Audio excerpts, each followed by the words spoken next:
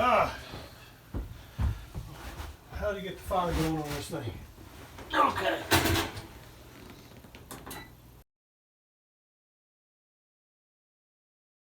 There it is. I don't want it That's too it. hot.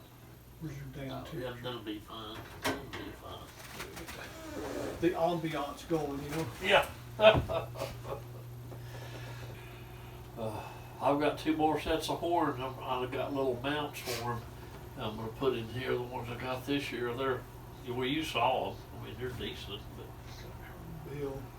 I bet it would. One thing it can see is all the old original shiplap that's literally a century old. That's an amazing Unbelievable. deal, yeah. Almost as old as my wife. Did you put the fan up? Yeah. Did you do that? Why? I just wondered. I mean, didn't know if it was before you took over the place. No, I put all the fans up. So it's that's just one of your many fans. Yeah, I've got many fans. Actually, Red will help me with 1 or 2 of them. So what did we get accomplished today? Anything? We didn't get anything done because the deer feeders do not recognize daylight savings time, and we forgot about that. So we've got them. And there wasn't a spot of corn around any of the fields. Oh no, they've been going. Obviously, you can see where the ground was. You know, there's plenty of hog activity. We just none while we were around. Yeah. Yeah. I went to my other friend's Jerry's today and brought him one of those, I call them gun mufflers, suppressors. And he had wild hogs. He just planted a winter garden. He's already had to kill 4 last night. And he's not too far out of town. He said, I had 12 gauge of double lock buckshot and I turned loose on and killed 4. Wow. I had doe from here to that shelf there, literally 15 feet, and I'm sitting on the ground with that wraparound camo, blanket basically, and a couple of them were looking at me, but I was just motionless, and I had my face covered. But that's how close they got. But I thought, no, I'm going to get a buck, and I was patient, and I got, Did the buck taste any better than that doe? No, but they were bigger. And I've got horns. Well, I can't eat the horns, so I'm happy with getting a doe in front of me. I was going to, I kept thinking about that the entire time, and I saw several doe that first morning, probably 5 or 6, and I thought they're moving, so the bucks are moving, and every buck that I shot was moving. None of them were stopped. I could see horns and body parts moving through, and I just got lucky, and that 7 mag gets there in a hurry. Yeah. And it put them. They didn't go far. None of them went over probably 10 feet from where the impact was. So we used to shoot little doe right off the bat when I was in Arkansas. That we called it camp meat. Yeah. There's somebody each year, whoever did it, they used the tag, and then next year the next person had to use his tag. And we almost every year that I hunted down there, everybody was very fair, and each one of them got a young deer. So we did okay. We did okay. Yeah, I've got enough meat to last me. I think, and we'll be giving some to our. You were worried about having too much.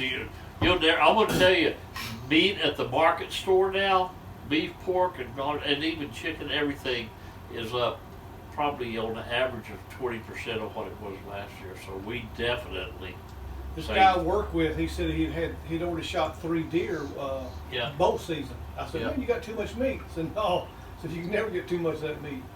And after you can't. After you had gotten those 4 and then shared those with me, I thought, I could stand another one. I could stand another 40, 50 pounds. Yeah.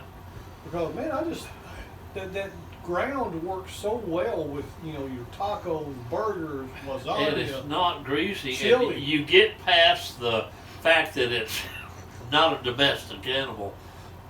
Well, you know, it says right in the Bible that God gave man dominion over animal. You know, yeah. So I don't feel bad about it. And they keep pretty good records. They really do. The state employees do on how many bucks and how many does to take. And it's funny. They used to give $5 a tail for hogs. The Game and Fish Commission, and it's gone up to $10 this year. Wow. The hogs are still multiplying so fast that they can't do anything about it. That's why you can shoot them 24/7. They want you to. Well, They you know, encourage it would be that. nice if we could afford those automatic drop cages. You know. Oh, wouldn't that be cool? Well, you could get all the meat you needed. You know. Oh yeah. But you know, we don't have that, and we'll eventually run across some. You know, as long as the feeders be spitting out the corn. We've got. I would say, if I were going to guess, I've shot, you know, hogs, of course, in the summertime too. But you get a little pig and you get him skinned out in a hurry. We still have 6 weeks of hunting left. That's why I'm glad we put corn in that feeder. And I think you might get one in the morning. I really do. I sure hope so. Yeah, I've always told my wife that I'm a morning hunter because, you know, it's better to shoot it in the morning. That way you got plenty of, you're fresh. Yeah. You can do the field dressing, the quartering, and get it to the meat market. Processor, that's right. If it's late at night, I'm spent. Yeah. At my age, I just want to go ahead, something to eat, and get a Coke and sit back and not do anything. Yeah, it's I've seen more hogs actually in the morning here than I have deer. And the only hogs down the river, I told you I saw that one that literally looked like a tank. I promise you he went 400 pounds and he was running toward the road and he went behind the feeder, didn't slow down or anything, but I think he's the one that dug the salt mineral block up and literally broke it in half. And I thought, I could shoot him. He was trotting along and I could have nailed him, but my hunt would have been over for deer, more than likely. And would the I let it go. Would the meat have been salvageable? Would it have been good enough to keep? Oh, absolutely, absolutely. I just didn't know something that big. But that was right, man. That was right in opening season too. Yeah. And I thought no. And I was shooting that 6.5 Creedmoor too. I feel a lot better with that 7 mag. I feel a lot better. And that 7 mag is a 27 caliber. It's not that much difference other than the fact that bullet's a Magnum and it's got a lot more foot-pounds of energy. Well, I'll feel a lot better when I can learn to start hitting something. You will. You will. I mean, look at the shots I made. Then I get a 40-yard shot with the axis deer and I hit it too high. But we did find it. Yeah. We did find it. Well, that buck I shot at the river, what was it? Was it 10 yards away? Was it that close? Oh, it was close, yeah. It was about 10. So, okay. I hit a 10-yarder. I've hit a 50-yarder. Yeah. And I go for an 80 and I miss. I would have done a neck shot. And I know I've told you that's a good shot, and it is, but that 30-06 you try to hit them in the engine room in Elfold, that's still. I asked my good friend that's a gunsmith. I saw him this morning. He's got cancer, unfortunately.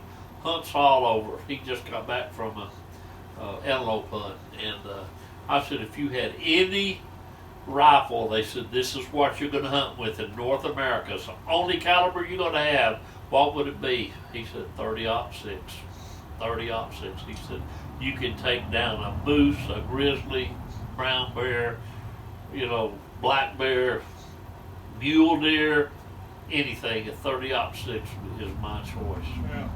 And I mean it'll get home, man. That 30. I've been looking online, and I had an opportunity and didn't do it maybe last year. Yeah. A 30-06, a single shot break open.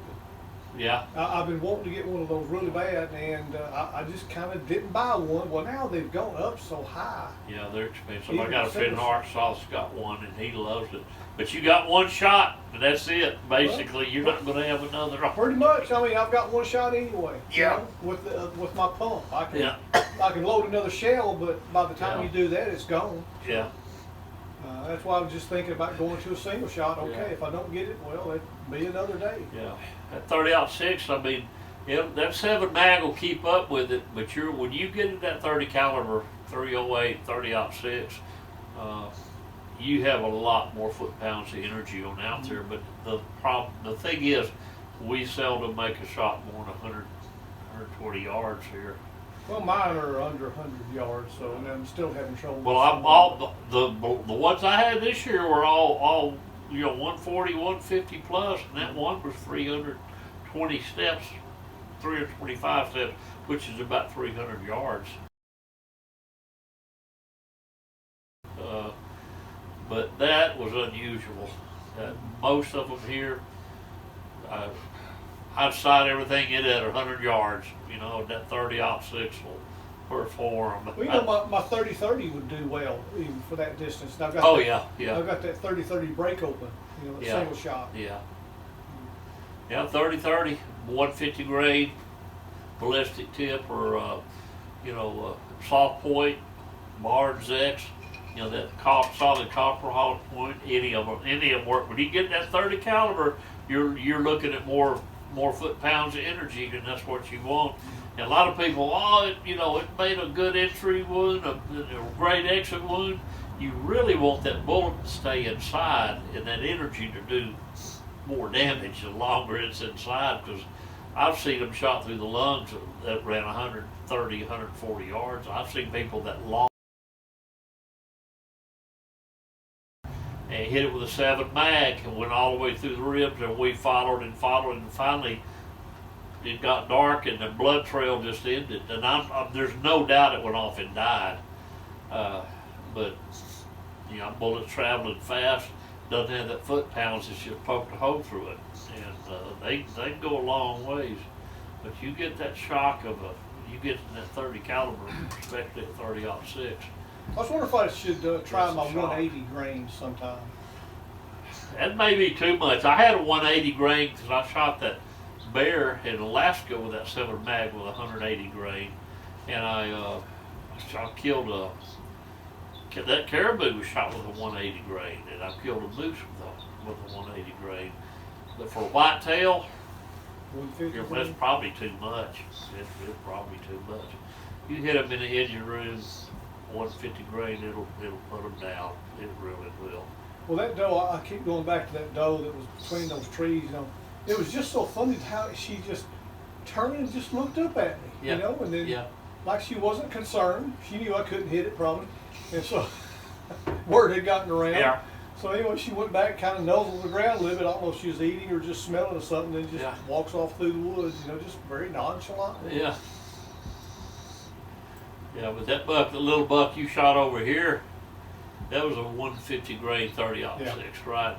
And it did a flip. It laid it back over on its back. I told my wife, I said, it went up and its front hooves were doing this, and it just looked like went over. Bronco. Yeah. Well, I mean, and it struggled a little bit, and it died quickly. It wasn't a really painful death, which is you want that. But it made some good meat.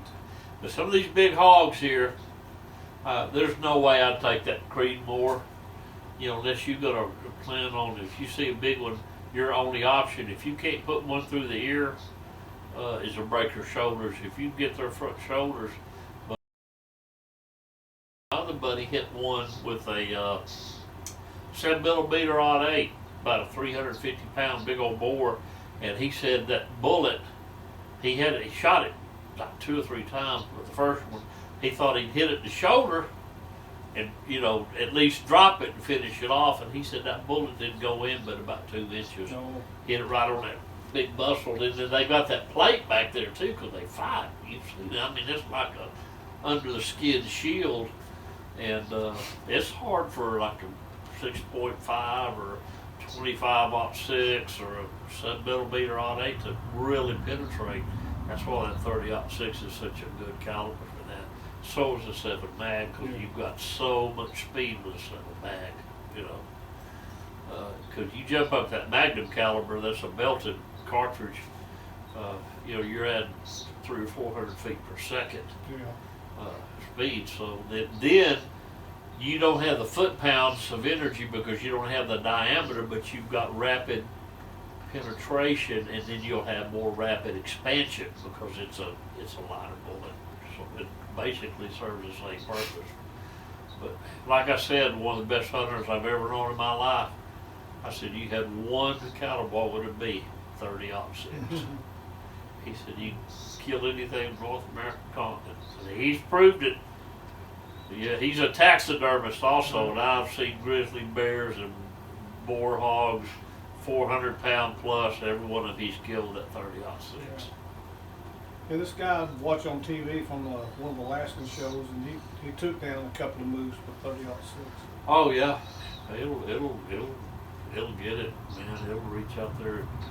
You haven't come across any 30-30 ammo deals, have you? No, but they had some 30-30 at Academy the other day. Oh, really? They did. And they were expensive. They had a bunch of 308 for $23. 150 grain soft point 308s, and I should have gone and $23, not bad. Not at all. Not at all. And by the time I got down there, they were all gone.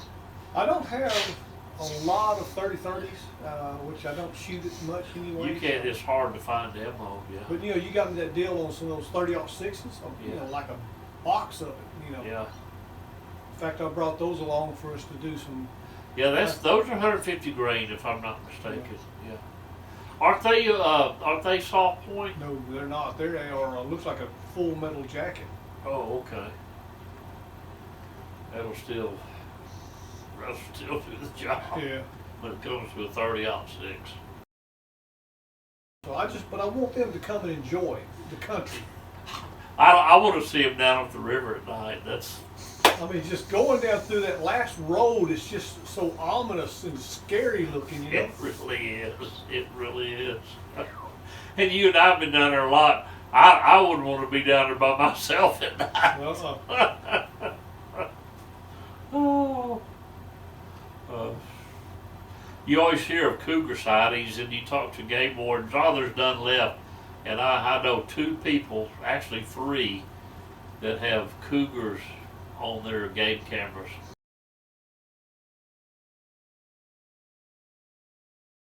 Wow. Not bobcats, cougars. One of them 2 years ago, and it was a big old tom inside his barn. Yeah, it was. Wow. It was going across some feed sacks, and the next day, the reason he looked in his camera, he said I had several chickens missing, and he was thinking something, was a foul play. Yeah, foul play. Yeah, that's exactly right. And he said I couldn't figure out how something was getting under it, but it reached through there and pulled them through the wire. Wow. It's just you get an animal with that kind of strength, it can do that. And he said it'd pull them up there and bite their heads off, and then eat them through the wire or pull them through the square. Whereas if something else like a fox, they got to dig under it, or a coyote, or whatever. But he said I went back and looked at the camera. He said it was a good size tom. One of the biggest cougars on record killed a Hispanic guy, had a 9mm with a makeshift stock just west of Fort Worth, Texas. This has been a few years back, and saw it in the middle of the day and shot it. And it was like a 200, maybe 10-pound, 220-pound big old tom. He's got a photograph of him holding it up. But it's a predatory cat, and they're like hogs. You can hunt them 24/7 in Texas, year round. Do you remember that Alaska? Well, it was the Mountain Men show. This one guy, he would have these mountain lions come down, start killing livestock. He would run them up in the hills. Yeah. Why didn't you just shoot them? Well, it depends on the state. Some states, they're like wolves, are protected, or you have to get a tag to shoot them.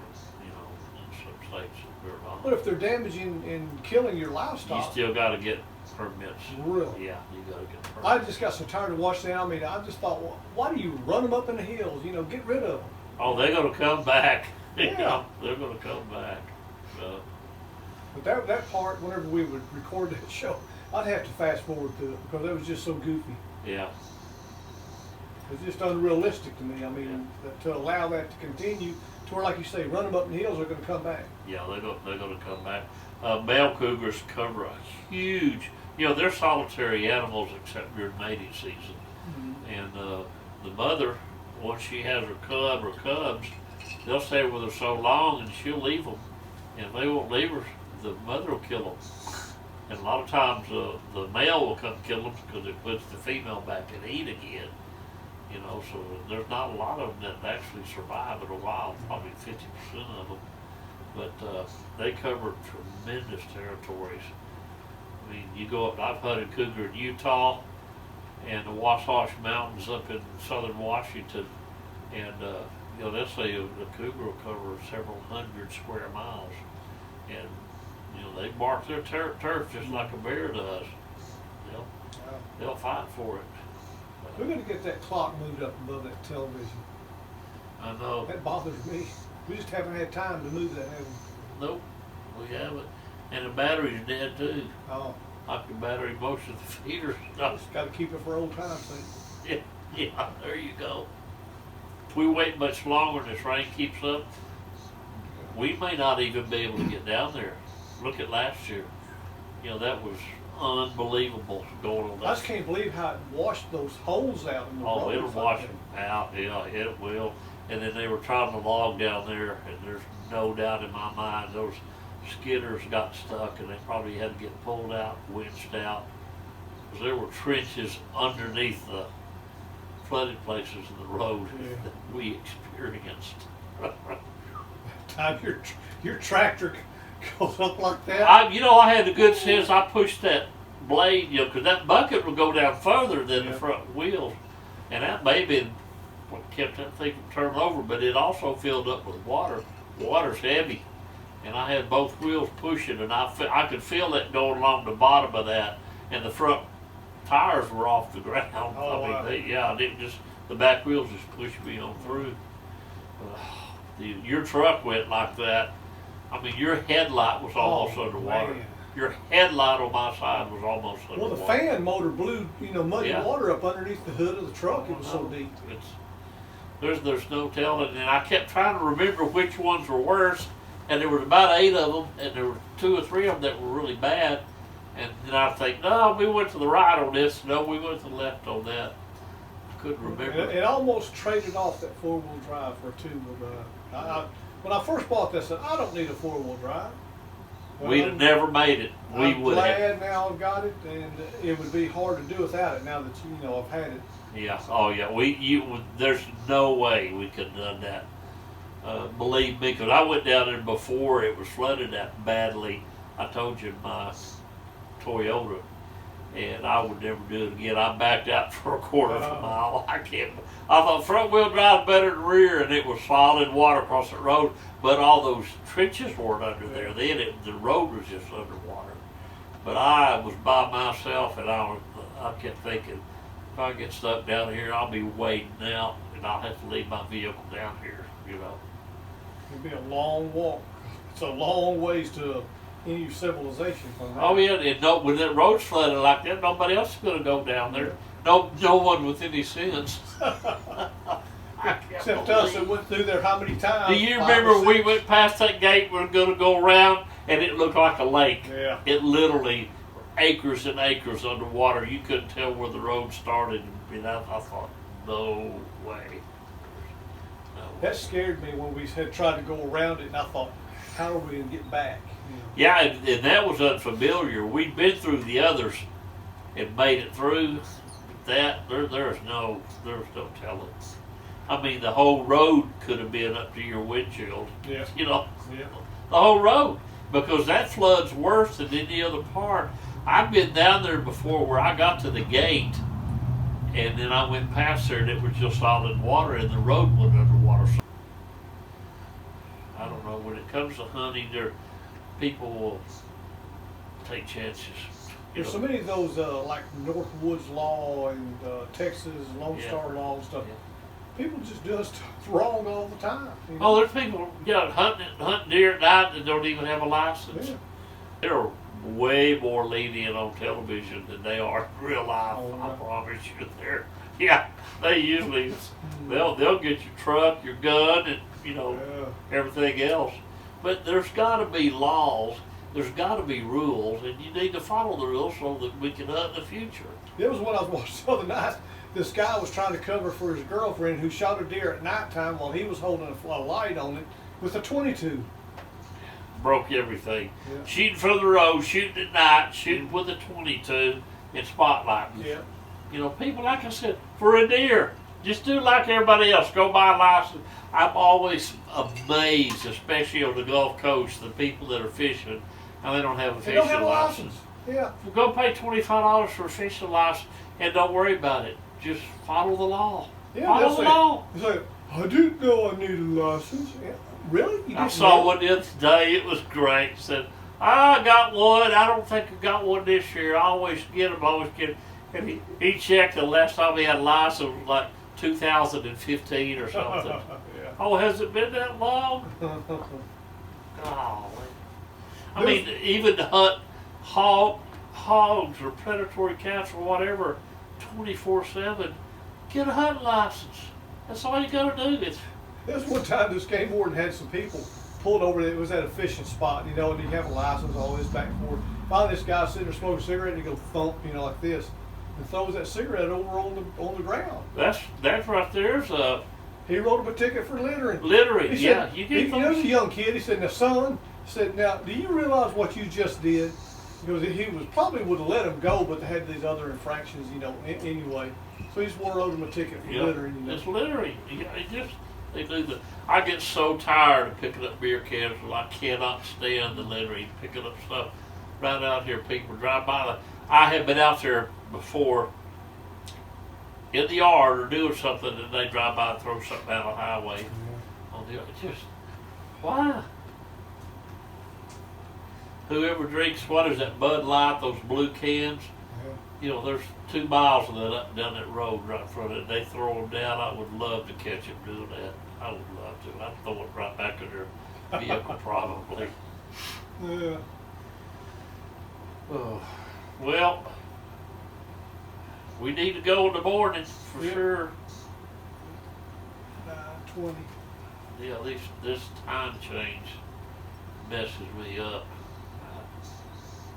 Aren't there 2 states that don't recognize that, like Arizona? Phoenix is one of them, or Arizona's one of them. Yeah. I don't know about the other. Indiana, maybe. This started in World War I, had something to do with having more hours to fight, and then they dropped it, and then they started it again in World War II. The time zone changed. So extra hours, kill more people. I don't know. Seems like if you're in a war, it doesn't matter what time it is, you fight anyway. Yeah. But they didn't have night vision back then. They wanted that extra hour light, I guess. Before they shut down for the night and take a nap. As the days get longer. Yeah. I got to call home and see what's going on. Me too. Maybe we'll get lucky in the morning, get something on video. And I know we need to get that thing in the air, but if I have my choice, you can get a hog in the morning. We can have that thing done by noon and still have time to get it done. I think, and if we got to say another day, we have to say another day. Got Thursday. But would you like to have, another 150 pounds of meat? I would, yeah. Definitely. Okay. Have some good pan sausage. I mean, I like the German sausage we got, but mix it up every night. Oh yeah. Oh, let me see if I can stand up. Oh. My wife keeps sending flowers. Oh. This is no longer going to be a man cave. It's going to be Billy and Bubba's floral shop. Yeah. I don't know what I'm going to do with her.